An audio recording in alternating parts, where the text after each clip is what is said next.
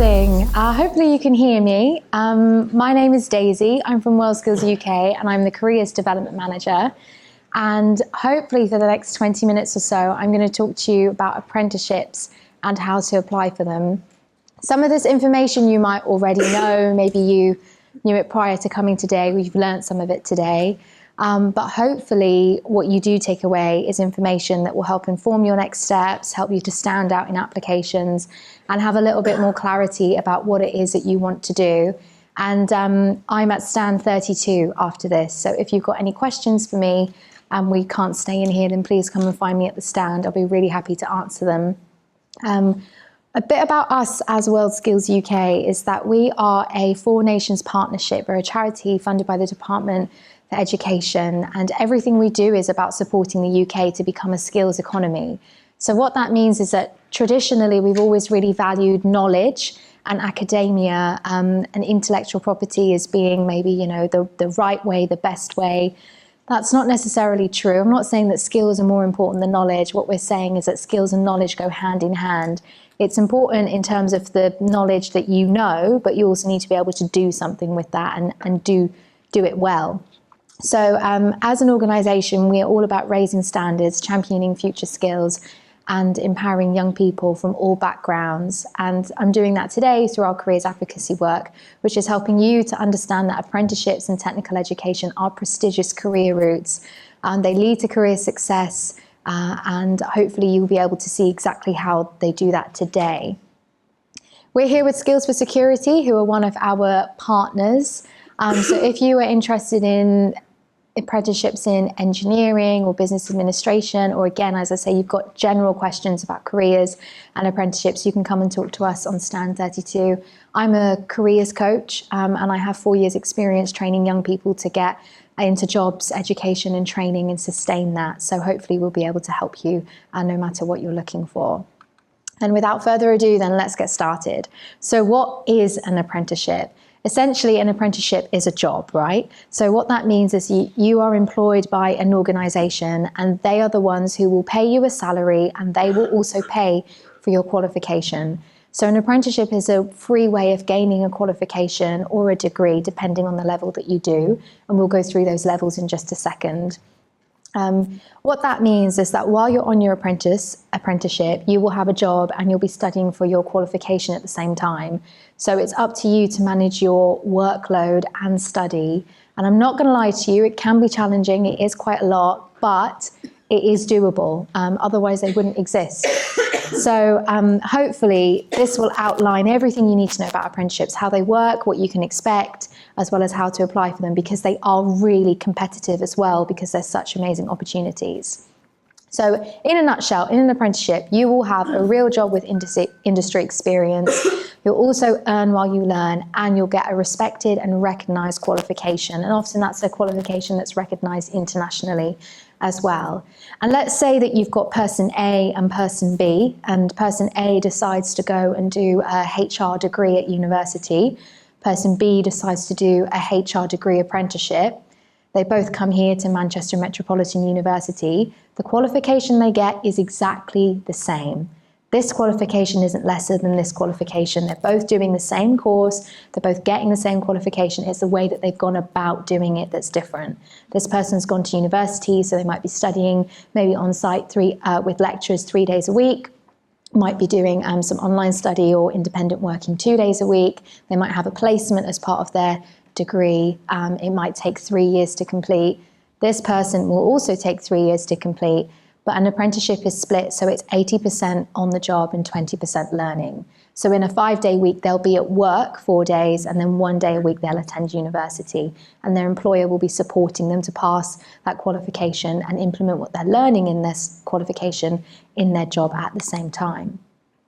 So how do they actually work? As I was saying earlier, is that your employer will pay for your course and they'll pay you a salary. At the start of the new financial year, the wages for apprentices were released. The bare minimum you can earn, don't quote me on this, I think is around the £6.40 mark, with that going up to £11.40 or so. Don't quote me on that. You can check it on the government website. Next time I'll include it here. But remember that that's a minimum, and quite often they'll be giving you competitive salaries because they want to make sure that they're paying you well enough, and also that they're attracting the best talent as well. It also means that your employer will provide you a mentor on the job. So that's someone who will check in with you and how you're doing on the job and in your role, making sure that you're learning and progressing, that you're completing all of the tasks that you need to, that you're integrating well into the team. But it's up to you to attend work and study. So wherever your place of study is, whether it's college or university, and it's up to you to balance work alongside study at the same time. Wherever you go to study, you will also get someone who will check in with you and make sure that you're completing your tasks on time, that you're keeping up to date with work, and that you're progressing well. So you won't be left alone or abandoned or, left to navigate everything by yourself. But it is up to you to make sure that you are going to stick it out, and that you can also handle, it's quite a lot, maybe working 35 to 40 hours a week and studying at the same time. So I want to be real with you and tell you that it's not necessarily going to be a walk in the park, but nothing ever worth having is, right? And therefore, why that means they're a good next step and why they're so competitive. You may get one apprenticeship that has 500 applications for one, is because it gives you real and relevant work and industry experience, which is valuable to employers. So let's pretend that you're all interviewers and you've got, again, a couple of candidates in front of you. You've got maybe one person who has done an apprenticeship. It could have been a level 3 apprenticeship. Maybe you've got someone who's just done an A-level. They're equivalent, same level, an A-level is a level 3 as well. Whereas the person who's done the apprenticeship, they've been working for 3 years and they've got their level 3 qualification. The person who's done their A-levels, they've just studied. Who are you more likely to want to hire and why? Most likely it's going to be the person who's got the qualification and the industry experience, because you don't need to train them up. You don't need to show them what to do. They've come to you with the confidence and the knowledge, as well as the expertise and how to do what you need them to because of their apprenticeship experience. And your apprenticeship will set you up with the strong transversal or transferable skills that you need. So those are things like communication, teamwork, good time management, independent working, being able to work well under pressure, manage conflicting deadlines, as well as the strong technical skills and knowledge that you need in order to complete and perform your role as well. And that means that when you do an apprenticeship, that you've got really strong professional and personal confidence, which just sets you up and gives you a good head start in your future career. Because you've also been doing 3 years of study and work at the same time, most apprentices will be kept on by their employer, because imagine they've trained you up for 3 years, they've paid for you to do a qualification, you know how to do the job, you know how things work at that organisation. The last thing they're going to want to do is let you go and lose all of that experience and all of that intel. So what they'll do is most likely keep you on for a permanent full-time job, or they'll help you to progress internally in addition to that. So that's just a little bit about why they're such a good next step. And if you're thinking, sounds great, I want to do an apprenticeship, what is available? There are apprenticeships available at all different levels. So on this table, you can see that there's an apprenticeship type, and then there's the level qualification that's associated with that. So if you do an intermediate apprenticeship, that's at level 2. A level 2 qualification is equivalent to a GCSE or a BTEC. So if I decided that I wanted to become a chef, I have no previous experience in hospitality, I might look at doing an intermediate level 2 commis chef apprenticeship. They might also help me get my maths and English GCSE. Maybe I don't have that already at a pass rate, so they might help me do that. If, for example, though, I've done my GCSEs or a level 2, and I think, what can I do after I turn 16? I'm not quite ready maybe for a foundation degree or a higher degree or a degree apprenticeship. I might look at doing a level 3, which is equivalent to an A-level. So you can find level 3 apprenticeships in anything and everything, from an IT support service technician to a business administrator. There'll also be ones that are available in property, I'm trying to think off the top of my head, there are so many. You can get apprenticeships in law, you can get them in finance, and they'll be available across all of these different levels. So it's just about taking a look and thinking, what's the level that I'm interested in, and also what's the role that's available as well.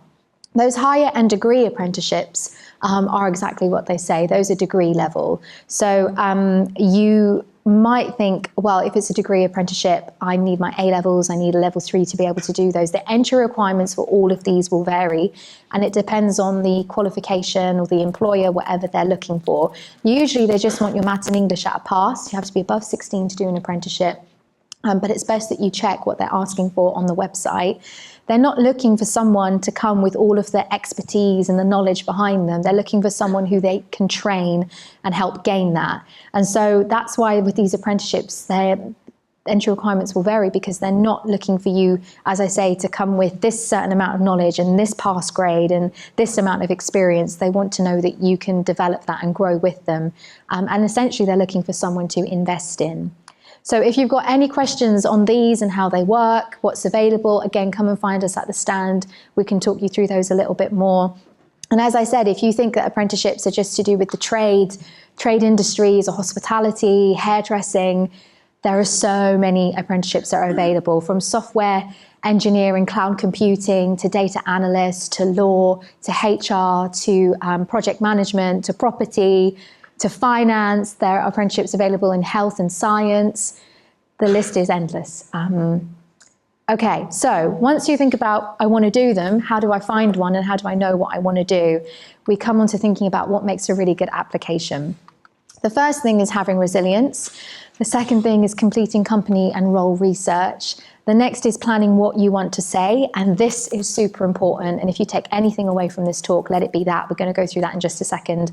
And the final thing is about following up. Before that, though, you might be sitting there thinking, I don't know what I want to do. That's fine. Not many people do, and some people are still figuring it out. Think about a field or a sector that you're interested in. Look at the qualification that you're going to earn, and then also consider the organisation that you'd like to work for.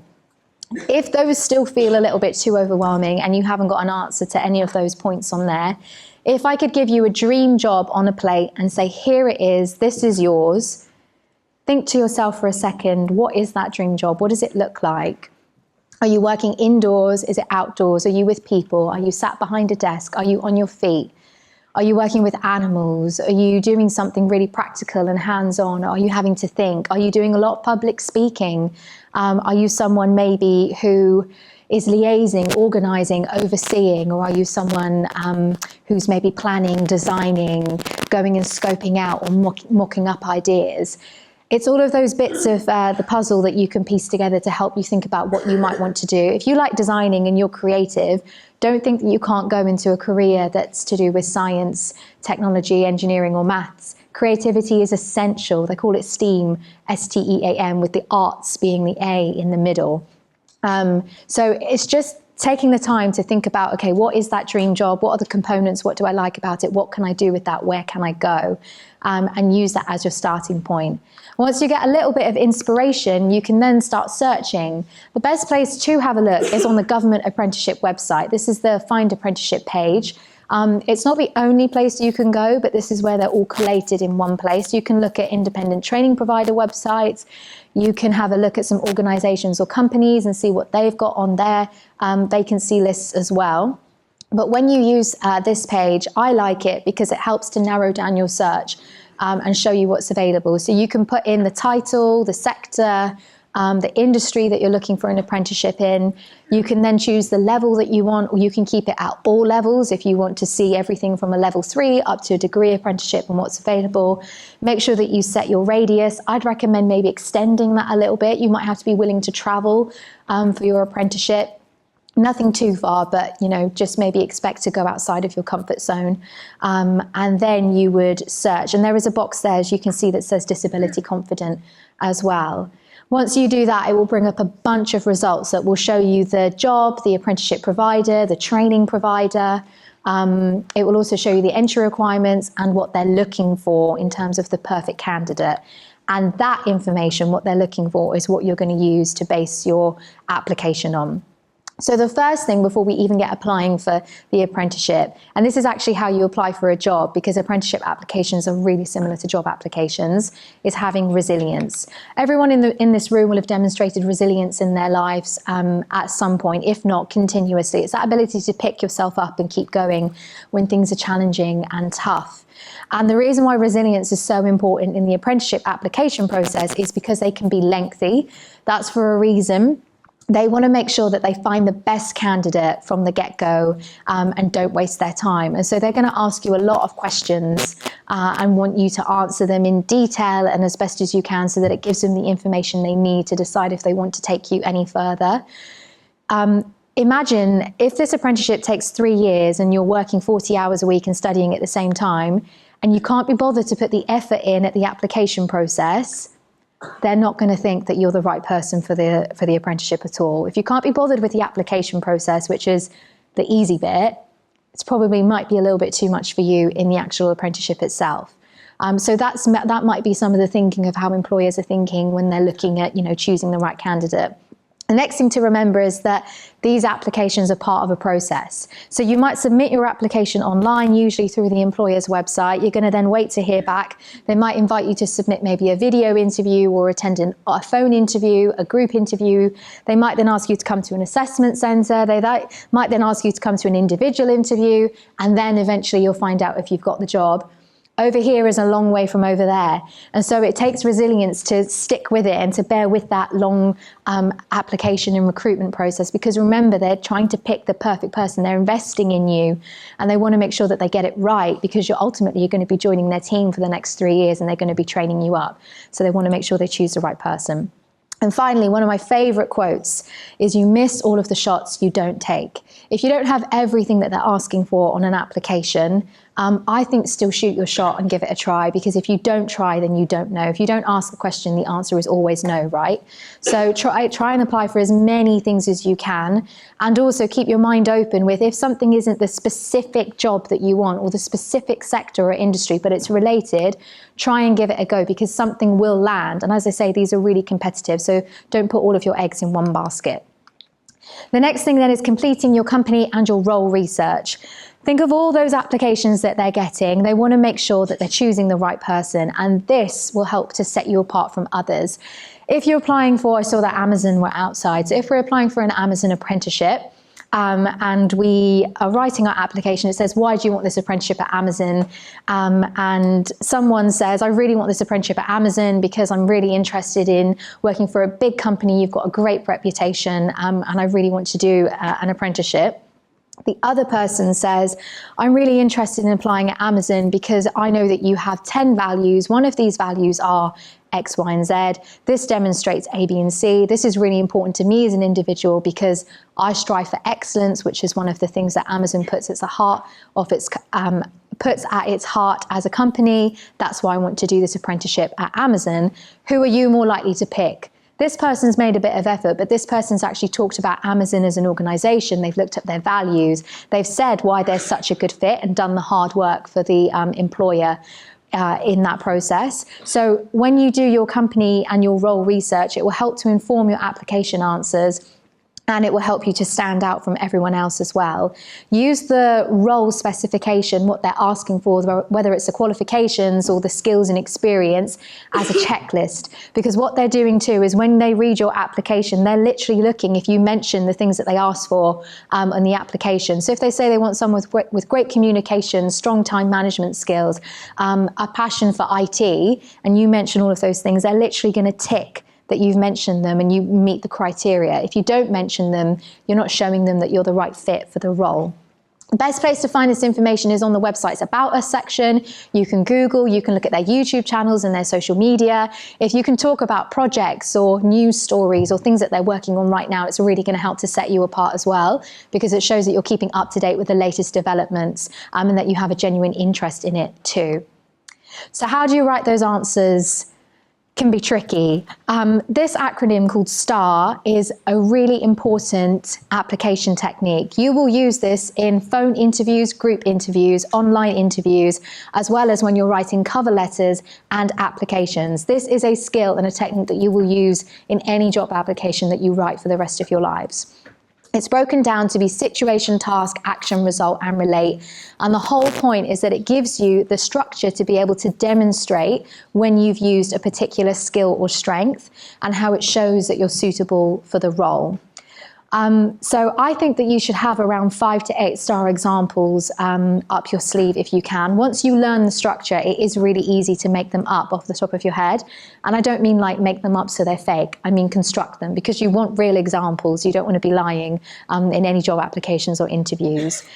So if you can master this, it will help you go far. And you can Google this as well. Take pictures of the slides, but if you Google STAR, it will come up and you'll find information online on how to do this too. But let's say that we wanted to construct an answer for an application and someone is saying, tell me about your skills and strengths, or tell me why you're suitable for this role. That might be one of the questions you're asked. Someone says, I'm really suitable for this apprenticeship because I've got excellent communication skills. I'm really good at talking and making sure that people understand what I say. The other person says, I've got excellent communication skills. When I was giving a presentation at the Festival of Apprenticeships, so that's my situation, the task was I had to give a 20-minute talk on how to apply for apprenticeship applications to an audience. That was my task. In order to do this, I made sure that I spoke at a good, clear pace. I made eye contact with my audience, and that I also used good volume to make sure that everyone could understand what I was saying. That's your action. That's one of your most important points of this whole acronym. The result of this is that hopefully everyone listening in could understand what I was saying and follow along with the talk and found the information valuable. Therefore, this demonstrates that when I'm working or as a data analyst apprenticeship at Lloyds Banking Group, so they were out there too, that I can demonstrate and present findings to my team in order to justify the decisions that I've made. Who are you more likely to choose depending on the answer that's given? Again, it's a no-brainer. You're going to pick the person who has given you an example of when they've demonstrated that skill or that strength, and they've bothered to give you a really thought-out answer that relates back to the role. So you're not leaving any room for guessing. You're literally having to tell the employer, you know, almost line by line and spell it out for them exactly why you're such a great candidate.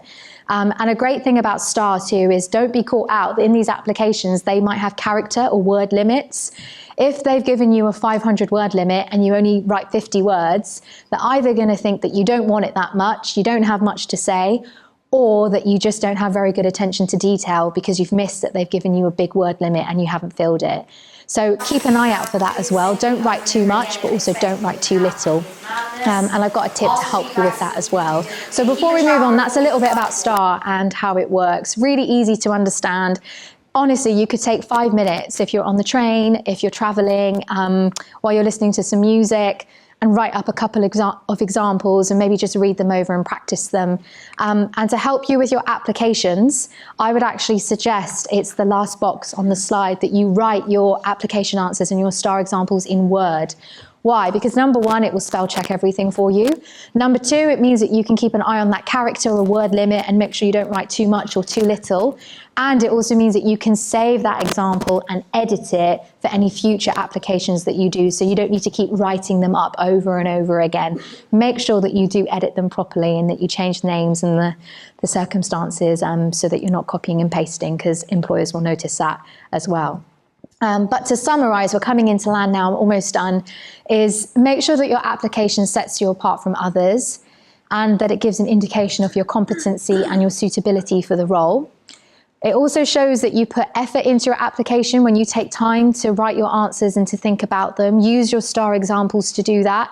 One thing I forgot to mention too is that your situation and task for those STAR examples doesn't need to be related, particularly to anything to do with education or work. Let's say, for example, that I volunteer at my local food bank on the weekends, or I might help teach swimming at the local leisure centre on a Tuesday afternoon. a great star example of demonstrating how you might be able to work with people of different ages or audiences, how you can give instructions about health and safety, great examples about being efficient or working in an operational environment.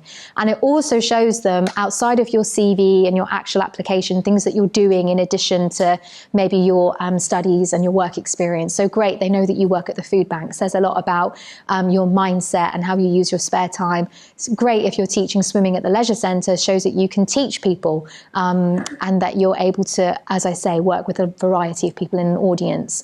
So think about those tasks and where you do things, if you play football on the weekend, that kind of thing. Don't leave it out. And the final bit then is following up. You might think, okay, I've sent my application, that's it. Whew, I'm done. I just cross my fingers and wait to hear back. A couple of years ago, I was working with a young person who applied for a job, didn't hear anything back. It was actually an apprenticeship. And they rang up their employer and they said, oh, I haven't heard anything back. Do you have an update on my application? And they said, oh yeah, we've got you down for an interview in 2 weeks' time. If this young person hadn't have called, they wouldn't have had a clue because something had gone wrong somewhere. Maybe the email went into their spam, for example. So it's much easier to ignore an email than it is a ringing phone. So if you find a phone number, by all means, call up and see if you get an answer. But here's how to write an email to follow up. So make sure that you're structuring it well. Don't write it like a text message because it's going to come across as being unprofessional. You can call it your name and what you applied for and when as the title of your email. And then you're going to want to say, I applied for X apprenticeship on X date. I'm waiting to hear back. Use this as an opportunity to remind them of why you're a brilliant candidate. You can reattach your CV. You can put a star example in there. You're going to say that you want to hear an update and then put your number at the end. So let's say you jog their memory and they think, oh gosh, this is a great person. We want to get in touch and give them a call. Then they can call you straight away or they can reply to your email. Giving them when you applied and what you applied for will help them to look it up in their system and their files too. So that is it. I'm done. As a summary, I'd say have around 8 to 5 star examples. Always ask for feedback if you can. Doing the same thing over and over again and expecting a different outcome is madness. Ask for feedback, see what you can do differently. Keep a tracker of what you've applied for. When did you apply for it? Have you heard back? What was the outcome? And use words to write your answers. Thanks so much. I'll be at stand 32 if you have any questions.